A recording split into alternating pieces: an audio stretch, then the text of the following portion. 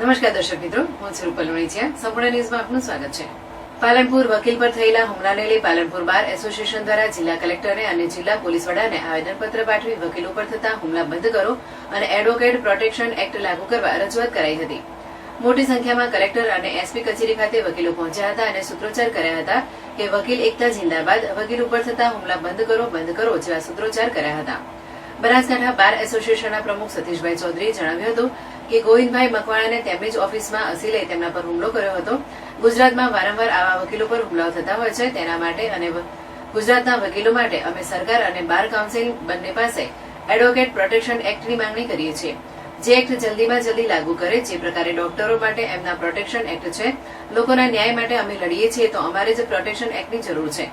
સરકાર અમારું જલ્દીમાં જલ્દી સાંભળી અને તરત એડવોકેટ પ્રોટેક્શન એક્ટ લાગુ કરે તેવી અમારી વિનંતી છે. અમારા વકીલ ગોવિંદભાઈ ઉપર જે વ્યક્તિએ હુમલો કર્યો છે, તાત્કાલિક અસરથી તેની ધરપકડ થાય અને વકીલ ગોવિંદભાઈ જલ્દીમાં જલ્દી ન્યાય મળે તેવી અમારી માંગ છે. મારું નામ ગોવિંદભાઈ ધનજીભાઈ મકવાણા. હું છેલ્લા 20 વર્ષથી વકીલાત કરું છું. મારી પાસે વલગોમાં એક કેસ ચાલતો હતો, વિપુલભાઈ રાણાજી મનવર ચેકનો કેસ હતો અને એ આરોપી પ્લી થયા પછી એકે મુદ્દતે હાજર રહ્યો નહીં. એના પર વોરંટ ઇસ્યુ થયું. મેં અનેક વાર જાણ કરી પણ ના આવ્યો. પછી ચુકાદાના સમય પણ જાણ કરી ના આવ્યો અને એના પછી ચુકાદો કોર્ટે આપ્યો અને એને સજા કરી.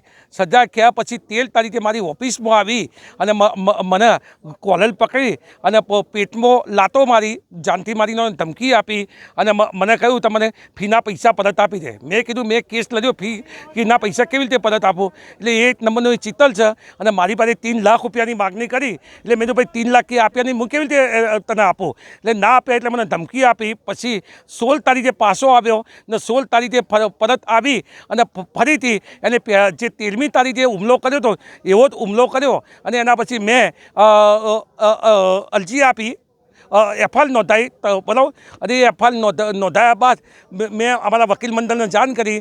એટલે આપ સાહેબને મારી બધાને વિનંતી છે તો આજે એ આરોપી ચિત્તલ છે અને એના ઉપર 17 કેસો થયેલા છે. એ વકીલ નથી પણ વકીલનું નામ ધારણ કરી લોકોને છેતરવાનો ધંધો કરે છે.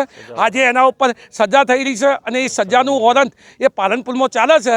તો એ પાલનપુર પશ્ચિમ પોલીસ સ્ટેશનમાં એ ચાલે છે. તો એ તાત્કાલિક ધરપકડ થાય એવી હું આપના માધ્યમથી વિનંતી કરું છું. જય હિન્દ. ભાઈ મકવાણા એમની જ ઓફિસમાં એમના અસીલે એમના ઉપર હુમલો કર્યો હતો અને ગુજરાતમાં વારંવાર આવા વકીલો શ્રીઓ ઉપર હુમલા થતા રહે છે. એટલા માટે એમના પોતાના માટે, અન્ય વકીલોને, ગુજરાતના વકીલો માટે અમે સરકાર અને બાર કાઉન્સિલ બંને પાસે એડવોકેટ પ્રોટેક્શન એક્ટની માગણી કરી છે અને એ એક્ટ જલ્દમાં જલ્દ ગુજરાતમાં લાગુ કરે.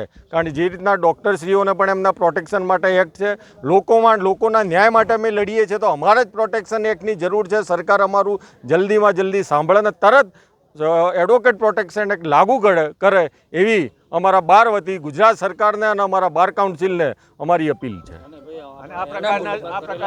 અને આ પ્રકારનું જે કૃત્ય કર્યું છે, આ પ્રકારનું જે અમારા ગોવિંદભાઈ ઉપર જે હુમલો કર્યો છે અને જે કૃત્ય કર્યું છે જે વ્યક્તિને તાત્કાલિક અસરથી એની ધરપકડ થાય અને તટસ્થ એની ન્યાયિક તપાસ થાય અને ગોવિંદભાઈને જલ્દીમાં જલ્દી ન્યાય મળે એવી મેં પાલનપુર બાર વતી પ્રમુખ તરીકે હું પાલનપુર બાર વતી માગણી કરું છું. મારું નામ સતીશ ચૌધરી, પ્રમુખ પાલનપુર બાર એસોસિએશન.